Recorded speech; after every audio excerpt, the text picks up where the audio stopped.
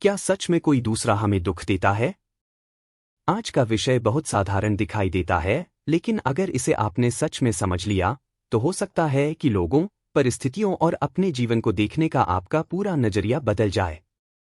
हम सभी के जीवन में कभी न कभी ऐसा समय आता है जब हम कहते हैं, इस इंसान ने मुझे बहुत दुख दिया, उसने मेरे साथ धोखा किया, मेरे अपने ही लोगों ने मुझे समझा नहीं, मेरी किस्मत खराब है, परिस्थितियां मेरे खिलाफ हैं। हम अपनी परेशानी का कारण किसी व्यक्ति, किसी घटना या किसी परिस्थिति को मान लेते हैं। लेकिन अष्टावक्र गीता की दृष्टि से प्रश्न कुछ और है। क्या वास्तव में दूसरा व्यक्ति तुम्हारे भीतर दुख पैदा कर सकता है? या घटना के बाद उस घटना को पकड़कर, उसके बारे में बार बार सोचकर, उससे अपनी पहचान बनाकर हम स्वयं अपने दुख को बनाए रखते हैं? इसका अर्थ यह बिल्कुल नहीं है कि दुनिया में कोई गलत घटना नहीं होती या किसी का व्यवहार हमें चोट नहीं पहुंचाता। चोट लग सकती है, अपमान हो सकता है, धोखा मिल सकता है, नुकसान हो सकता है। लेकिन अष्टावक्र की शिक्षा हमें चोट और उसके बाद पैदा होने वाले मानसिक बंधन के बीच का अंतर दिखाती है। घटना एक बार हुई, लेकिन मन उसे 100 बार दोहरा सकता है। व्यक्ति चला गया, लेकिन हम उसकी याद को वर्षों तक अपने भीतर पकड़े रह सकते हैं। शब्द कुछ सेकंड के थे, लेकिन हम उन्हें वर्षों तक अपने मन में सुनते रह सकते हैं। यही वह जगह है जहां अष्टावक्र की दृष्टि बहुत गहरी हो जाती है। दुख और दुख की कहानी में अंतर। कल्पना कीजिए कि किसी व्यक्ति ने आपके साथ बहुत बुरा व्यवहार किया। उसने आपको अपमानित किया। घटना हुई और उस समय आपको दुख हुआ। यह स्वाभाविक है। लेकिन घटना के बाद मन क्या करता है? वह उस घटना को दोहराता है। उसने मेरे साथ ऐसा क्यों किया? मैंने उसका क्या बिगाड़ा था? उसे ऐसा नहीं करना चाहिए था। उसने मुझे सबके सामने नीचा दिखाया। मैं उसे कभी माफ नहीं करूंगा। धीरे धीरे घटना समाप्त हो जाती है, लेकिन उसकी कहानी मन में चलती रहती है। अब आपको दुख उस व्यक्ति के वर्तमान व्यवहार से नहीं, बल्कि उसकी स्मृति और उसके बारे में आपके विचारों से हो रहा है। यही अंतर समझना जरूरी है। एक घटना हुई और वह समाप्त हो गई, लेकिन मन उस घटना को वर्तमान में वापस लाता रहता है। अष्टावक्र गीता की दृष्टि से बंधन केवल घटना में नहीं है, बंधन उस पहचान में है जिसे हम घटना के साथ जोड़ लेते हैं। हम कहते हैं, उसने मुझे दुख दिया, फिर कुछ समय बाद कहते हैं, मैं दुखी व्यक्ति हूं, घटना बाहर थी, लेकिन उसकी कहानी हमने भीतर रख ली। मन घटनाओं को पकड़कर क्यों बैठ जाता है? मन की एक आदत है, वह चीजों को पकड़ता है। जो अच्छा लगा, उसे फिर से चाहता है। जो बुरा लगा, उससे लड़ता है। जो खो गया, उसे वापस चाहता है। जिसे नहीं मिला, उसके लिए परेशान होता है। जिसने चोट दी, उसे याद करता है। और इसी पकड़ने और छोड़ने की इच्छा के बीच मन लगातार चलता रहता है। अष्टावक्र गीता में आसक्ति और द्वेष को मन के बंधन से जोड़ा जाता है। हमें जो पसंद है, उसे पकड़ना है, और जो पसंद नहीं है, उसे हटाना है। लेकिन जीवन हमारी इच्छा के अनुसार नहीं चलता। कोई व्यक्ति हमें छोड़ सकता है। पैसा कम हो सकता है। व्यापार में नुकसान हो सकता है। शरीर बीमार हो सकता है। बच्चे हमारी अपेक्षा के अनुसार व्यवहार नहीं कर सकते। दोस्त बदल सकते हैं। लोग हमारी प्रशंसा करने के बजाय आलोचना कर सकते हैं।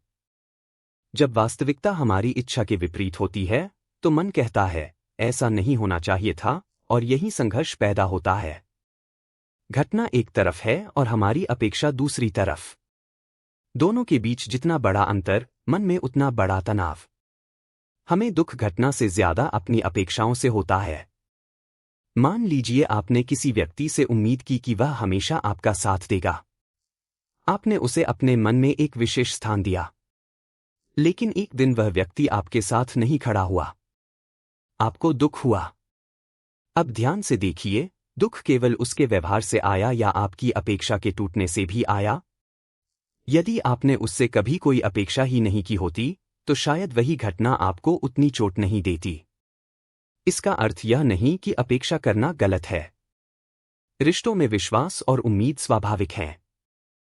लेकिन जब हमारी खुशी पूरी तरह किसी दूसरे व्यक्ति के व्यवहार पर निर्भर हो जाती है, तब हम अपनी आंतरिक शांति की चाबी दूसरे के हाथ में दे देते हैं। फिर दूसरा व्यक्ति जैसा व्यवहार करता है, हमारा मन वैसा ही हो जाता है। वह तारीफ करे तो खुशी, आलोचना करे तो दुख, पास आए तो खुशी, दूर जाए तो दुख, हमारे अनुसार चले तो खुशी, विरोध करे तो दुख। अष्टावक्र की दृष्टि हमें भीतर की स्वतंत्रता की ओर ले जाती है। प्रश्न यह नहीं कि दुनिया हमारे अनुसार चले। प्रश्न यह है कि दुनिया हमारे अनुसार न चलने पर भी क्या हम अपने भीतर स्थिर रह सकते हैं? क्या इसका अर्थ है कि किसी की गलती को स्वीकार कर लें? यहां एक महत्वपूर्ण बात समझना जरूरी है। तुम खुद दुख को पकड़कर बैठे हो का अर्थ यह नहीं है कि यदि किसी ने आपके साथ गलत किया है तो आप उसे सही मान लें। अगर कोई आपको नुकसान पहुंचा रहा है तो उससे दूरी बनाना जरूरी हो सकता है। अगर कोई आपके साथ अन्याय कर रहा है तो उसके खिलाफ उचित कदम उठाना जरूरी हो सकता है। अगर कोई लगातार अपमान कर रहा है तो सीमा तय करना जरूरी हो सकता है। अष्टावक्र की शिक्षा निष्क्रियता की शिक्षा नहीं है, बल्कि साक्षी भाव आपको अधिक स्पष्टता दे सकता है। जब हम क्रोध में होते हैं तब निर्णय अक्सर प्रतिक्रिया बन जाता है, लेकिन जब हम घटना को देखते हैं, अपने मन की प्रतिक्रिया को देखते हैं और फिर निर्णय लेते हैं, तब हमारा कर्म अधिक स्पष्ट हो सकता है। इसलिए किसी गलत व्यवहार को स्वीकार करना और उसके कारण अपने मन को वर्षों तक जलाते रहना दो अलग चीजें हैं। आप कह सकते हैं, उस व्यक्ति ने गलत किया और मैं उससे दूरी बनाऊंगा, लेकिन यह जरूरी नहीं कि आप हर रात उसी व्यक्ति के बारे में सोचकर स्वयं को दुख देते रहें। सबसे बड़ा बंधन, मेरे साथ ऐसा क्यों हुआ? मन का सबसे शक्तिशाली प्रश्नों में से एक है, मेरे साथ ऐसा क्यों हुआ? यह प्रश्न कभी कभी समाधान खोजने के लिए उपयोगी हो सकता है, लेकिन कई बार यह हमें अतीत में फंसा देता है। हम बार बार पूछते हैं, मेरे साथ ही क्यों? मैंने क्या गलत किया? दूसरे के साथ ऐसा क्यों नहीं हुआ? मुझे ही इतना संघर्ष क्यों करना पड़ा? मन उत्तर खोजता रहता है और कभी संतुष्ट नहीं होता। अष्टावक्र की दृष्टि हमें एक अलग प्रश्न की ओर ले जा सकती है, इस समय जो है उसे जान कौन रहा है? यह प्रश्न समस्या को तुरंत समाप्त नहीं करता, लेकिन हमारा ध्यान कहानी से हटाकर साक्षी की ओर ले जाता है। पहले हम पूछ रहे थे, मेरे साथ क्या हुआ? अब हम पूछ रहे हैं, इस अनुभव को देख कौन रहा है? यही दृष्टि परिवर्तन महत्वपूर्ण है। तुम अपने विचार नहीं हो। मान लीजिए आपके मन में विचार आता है, उसने मुझे बर्बाद कर दिया। अब जरा ध्यान दें। यह एक विचार है। अगर यह विचार है तो इसे देखने वाला कौन है? यदि आप विचार को देख सकते हैं तो आप केवल विचार नहीं हो सकते। यही साक्षी भाव की शुरुआत है। मन में विचार आते हैं। कुछ विचार सुंदर होते हैं, कुछ डरावने। कुछ हमें ऊपर उठाते हैं, कुछ नीचे गिराते हैं। लेकिन हर विचार को सच मान लेना जरूरी नहीं। मन कहता है, तुम्हारे साथ हमेशा बुरा होता है। क्या यह वास्तव में सत्य है? शायद नहीं। मन कहता है, अब कभी खुशी नहीं मिलेगी। क्या यह भविष्य की निश्चित सच्चाई है? नहीं। मन वर्तमान दुख के आधार पर भविष्य की कहानी बना रहा है। इसलिए जब भी मन बहुत तीव्र विचार पैदा करे, एक कदम पीछे हटिए और कहिए, यह एक विचार है। बस इतना अंतर भी आपको उस विचार से थोड़ा अलग कर सकता है। दुख को देखना क्या होता है? दुख को देखना मतलब दुख को दबाना नहीं है। अगर आंखों में आंसू हैं तो उन्हें आने दीजिए। अगर मन में पीड़ा है तो उसे स्वीकार कीजिए, लेकिन उसके साथ एक जागरूकता रखें। अपने आप से कहें, इस समय मेरे भीतर दुख की अनुभूति हो रही है। ध्यान दीजिए, आपने यह नहीं कहा, मैं ही दुख हूं। आपने कहा, मेरे भीतर दुख की अनुभूति हो रही है। यह छोटा सा अंतर बहुत गहरा है। शरीर में दर्द हो सकता है, मन में दुख हो सकता है, लेकिन जो उस दर्द और दुख को जान रहा है, वह स्वयं उन अनुभवों का केवल एक नाम नहीं है। अष्टावक्र का साक्षी भाव इसी दिशा में संकेत करता है। जिसने आपको दुख दिया, उसके बारे में सोचते रहना किसे नुकसान देता है? कई बार हम कहते हैं, मैं उसे कभी माफ नहीं करूंगा। हमें लगता है कि हम दूसरे व्यक्ति को सजा दे रहे हैं। लेकिन सोचिए, वह व्यक्ति शायद अपनी जिंदगी जी रहा है। उसे पता भी नहीं कि हम रात में उसके बारे में सोचकर परेशान हो रहे हैं। वह आगे बढ़ चुका है और हम उसी घटना को पकड़े बैठे हैं। इस स्थिति में वास्तव में कौन जल रहा है, दूसरा व्यक्ति या हम? यही कारण है कि क्षमा को केवल दूसरे व्यक्ति के लिए नहीं, अपने मन की स्वतंत्रता के लिए भी समझा जा सकता है। क्षमा का अर्थ यह नहीं कि गलत को सही घोषित कर दें। क्षमा का अर्थ यह भी नहीं कि आप उसी व्यक्ति को फिर से अपने जीवन में आने दें। कभी कभी क्षमा का अर्थ सिर्फ इतना होता है, मैं इस घटना को अपने मन की जेल नहीं बनने दूंगा। छोड़ना क्या है? छोड़ना बहुत सुंदर शब्द है, लेकिन हम इसे गलत समझते हैं। छोड़ने का अर्थ चीजों से भाग जाना नहीं है। छोड़ने का अर्थ यह है कि आप किसी वस्तु, व्यक्ति या घटना को अपनी आंतरिक शांति का मालिक बनाना बंद कर दें। कोई व्यक्ति आपके जीवन में है, उसे प्रेम कीजिए, लेकिन यह मत मानिए कि उसके बिना आप कुछ नहीं हैं। पैसा है, उसका उपयोग कीजिए, लेकिन यह मत मानिए कि पैसा ही आपकी कीमत है। सम्मान मिलता है, अच्छा है, लेकिन सम्मान न मिले तो अपनी आत्ममूल्य को समाप्त मत कर दीजिए। सफलता आए, स्वीकार कीजिए। असफलता आए, उससे सीखिए, लेकिन दोनों को अपनी अंतिम पहचान मत बनाइए। यही भीतर का छोड़ना है। अष्टावक्र और आसक्ति का रहस्य। अष्टावक्र की शिक्षा का एक महत्वपूर्ण संकेत है, आसक्ति ही बंधन बनाती है। हम कहते हैं, यह मेरा है, मेरा पैसा, मेरा घर, मेरा परिवार, मेरी प्रतिष्ठा, मेरा विचार, मेरी सफलता, मेरा सम्मान। मेरा जितना मजबूत होता जाता है, उतना ही खोने का डर बढ़ता जाता है। और जहां खोने का डर है, वहां चिंता है। जहां चिंता है, वहां मानसिक बंधन है। इसका अर्थ यह नहीं कि परिवार को अपना न माने या जिम्मेदारियों से भाग जाए। व्यवहारिक जीवन में मेरा परिवार कहना स्वाभाविक है, लेकिन भीतर यह समझ हो सकती है कि कोई भी चीज स्थायी रूप से मेरे नियंत्रण में नहीं है। जीवन परिवर्तनशील है। जो आया है, वह कभी न कभी बदलेगा। इस सत्य को स्वीकार करना दुख को समाप्त नहीं करता, लेकिन दुख के साथ हमारे संबंध को बदल सकता है।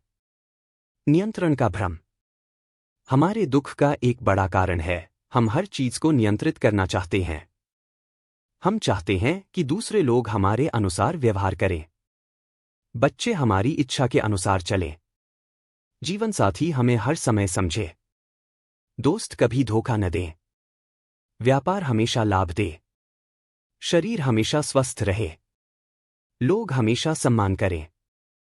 लेकिन क्या वास्तव में इतना नियंत्रण हमारे हाथ में है? नहीं। हमारे पास कुछ चीजों पर प्रभाव है, लेकिन पूर्ण नियंत्रण नहीं।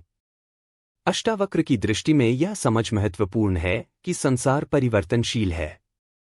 यदि हम बदलती हुई चीजों से स्थायी सुरक्षा चाहते हैं, तो चिंता स्वाभाविक है। लेकिन यदि हम परिवर्तन को जीवन का हिस्सा मान लें, तो भीतर कुछ सहजता पैदा हो सकती है। मन कहता है, पहले दुनिया बदलो। मन कहता है, अगर वह बदल जाए तो मैं खुश हो जाऊंगा। अगर मेरे बच्चे मेरी बात माने तो मैं शांत हो जाऊंगा। अगर मेरा पति या पत्नी मुझे समझने लगे तो मेरी समस्या खत्म हो जाएगी। अगर पैसा आ जाए तो मैं तनाव मुक्त हो जाऊंगा। अगर लोग मेरा सम्मान करें तो मैं खुश हो जाऊंगा। लेकिन ध्यान दीजिए, आप अपनी शांति को हमेशा किसी भविष्य की घटना से जोड़ रहे हैं। इसका अर्थ है कि वर्तमान में शांति की संभावना को आप भविष्य की शर्त पर रख रहे हैं। अष्टावक्र हमें भीतर की स्वतंत्रता की ओर देखते हैं। इसका मतलब यह नहीं कि पैसा या अच्छे रिश्ते जरूरी नहीं।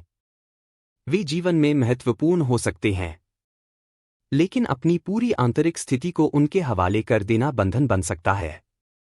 दुख को पकड़कर रखने के पीछे छिपा अहंकार।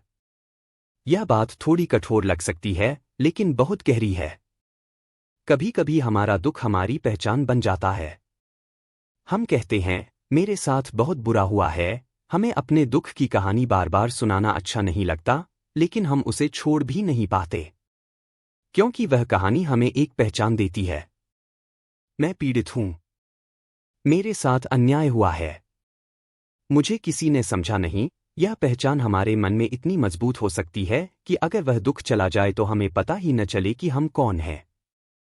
अष्टावक्र की दृष्टि हमें इसी पहचान को देखने के लिए कहती है।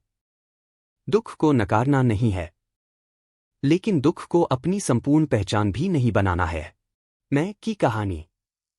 अष्टावक्र गीता का सबसे गहरा प्रश्न शायद यही है, मैं कौन हूं? हम कहते हैं, मैं यह शरीर हूं। फिर शरीर बदलता है। हम कहते हैं, मैं यह मन हूं। मन हर दिन बदलता है।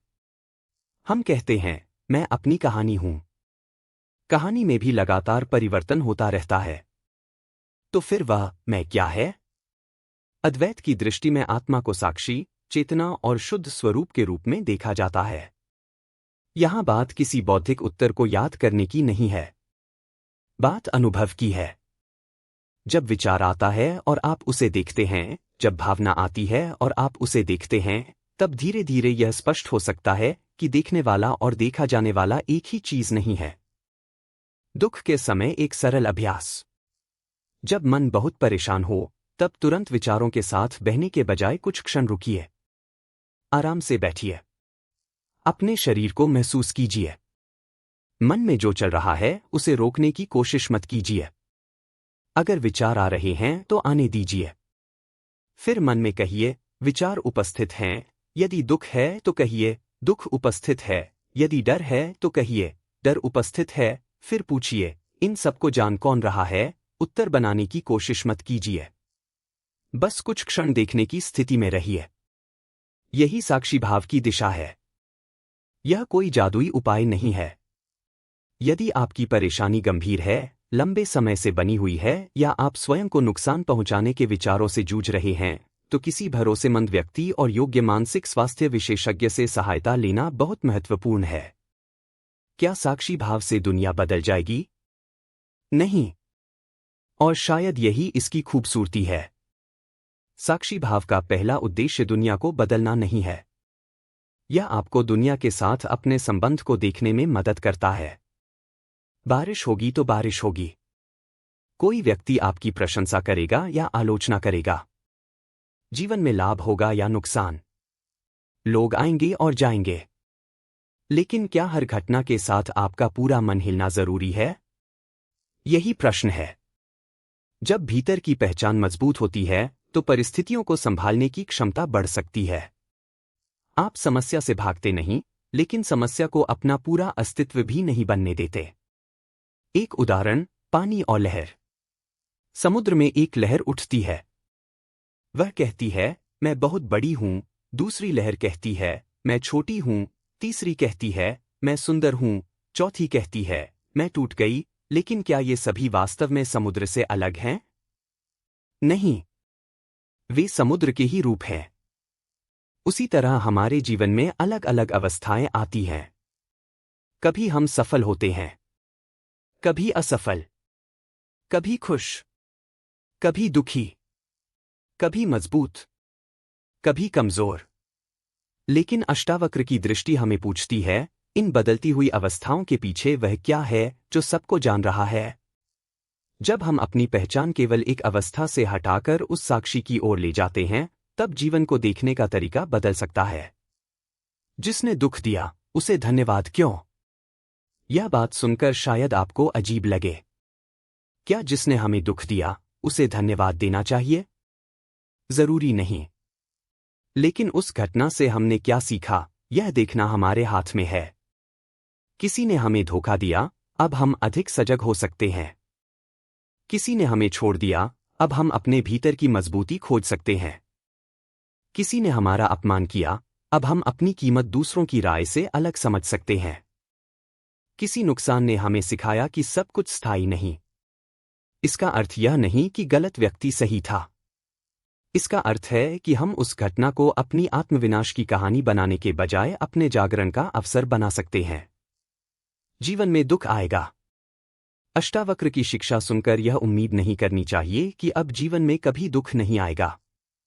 जब तक शरीर है, संसार है, संबंध हैं और परिस्थितियां हैं, तब तक सुख दुख का अनुभव होता रहेगा। लेकिन सवाल यह है कि क्या हर दुख हमें पूरी तरह अपने साथ बहा ले जाएगा? क्या हर घटना हमारी पहचान बन जाएगी? क्या हर व्यक्ति हमारी शांति को नियंत्रित करेगा? अगर हम साक्षी भाव को समझना शुरू करें, तो शायद दुख आए और हम कह सकें, मैं इसे देख रहा हूं। यही अंतर महत्वपूर्ण है। तुम दुख को महसूस कर सकते हो, लेकिन दुख बनना जरूरी नहीं। अगर आपके जीवन में कोई दर्द है तो उसे दबाइए मत। अपने आंसू रोकने की जरूरत नहीं। अपने मन की बात किसी भरोसेमंद व्यक्ति से कहिए। जरूरत हो तो सहायता लीजिए। लेकिन साथ साथ यह भी देखिए कि मन उस दर्द के ऊपर कितनी कहानी बना रहा है। दर्द कहता है यह हुआ, मन कहता है यह हमेशा होगा। दर्द कहता है मुझे चोट लगी, मन कहता है मैं हमेशा कमजोर रहूंगा। दर्द कहता है एक रिश्ता टूट गया, मन कहता है अब मुझे कभी प्रेम नहीं मिलेगा। यही कहानी दुख को लंबा करती है। इसलिए घटना और कहानी को अलग अलग देखना सीखिए। कोई दूसरा आपकी शांति का मालिक नहीं। इसका अर्थ यह नहीं कि लोग हमें चोट नहीं पहुंचा सकते। बिल्कुल पहुंचा सकते हैं। जीवन में वास्तविक घटनाएं होती हैं। लेकिन अष्टावक्र की दृष्टि हमें एक और स्तर दिखाती है। बाहरी घटना और हमारे भीतर उस घटना की पकड़ एक ही चीज नहीं है। कोई व्यक्ति आपके साथ गलत कर सकता है, लेकिन क्या उसे अपने मन में हमेशा के लिए जगह देना भी जरूरी है? कोई आपको अपमानित कर सकता है, लेकिन क्या उस अपमान को अपनी पहचान बना लेना जरूरी है? कोई आपको छोड़ सकता है, लेकिन क्या उसके जाने के साथ आपका पूरा अस्तित्व समाप्त हो जाता है? नहीं। आप कह सकते हैं जो हुआ वह हुआ, मैं उससे सीखूंगा। जहां जरूरी होगा सीमा बनाऊंगा। जहां जरूरी होगा न्याय के लिए कदम उठाऊंगा। लेकिन मैं अपने मन को उसी घटना की जेल नहीं बनाऊंगा। यही भीतर की स्वतंत्रता है। दुख को पकड़ना छोड़ो। तो आज की पूरी बात को एक वाक्य में समझें। दुख हमेशा हमारी इच्छा से नहीं आता, लेकिन दुख को मन में पकड़े रखना कई बार हमारी आदत बन जाता है। घटना हुई, दुख हुआ, यह मानवीय है। लेकिन फिर हम उस घटना को याद करते हैं, उसकी कहानी बनाते हैं, उसे बार बार दोहराते हैं, उससे अपनी पहचान बनाते हैं, और फिर कहते हैं मुझे दुख दिया गया। अष्टावक्र हमें यहीं से जगाते हैं। वह पूछते हैं जो दुख को देख रहा है, क्या तुम वही दुख हो? अपने जीवन में इस प्रश्न को लेकर चलिए।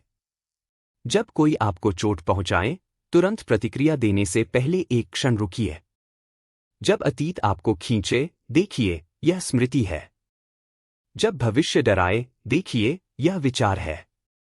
जब कोई आपकी आलोचना करे, देखिए यह दूसरे व्यक्ति की राय है। जब मन कहे मैं दुखी हूं, तो पूछिए इस दुख को जान कौन रहा है? शायद इसी प्रश्न के साथ भीतर एक नई जगह खुलती है, जहां आप समझने लगते हैं मैं अपने विचार नहीं हूं, मैं अपनी भावनाएं नहीं हूं, मैं अपनी असफलता नहीं हूं, मैं अपने अतीत की कहानी नहीं हूं, मैं किसी दूसरे व्यक्ति की राय नहीं हूं।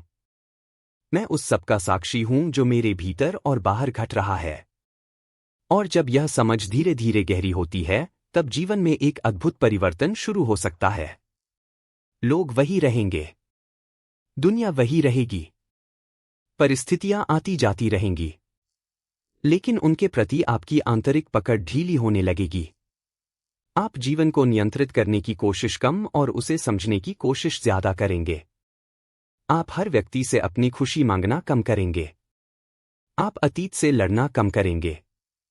आप भविष्य से डरना कम करेंगे और वर्तमान को देखना शुरू करेंगे।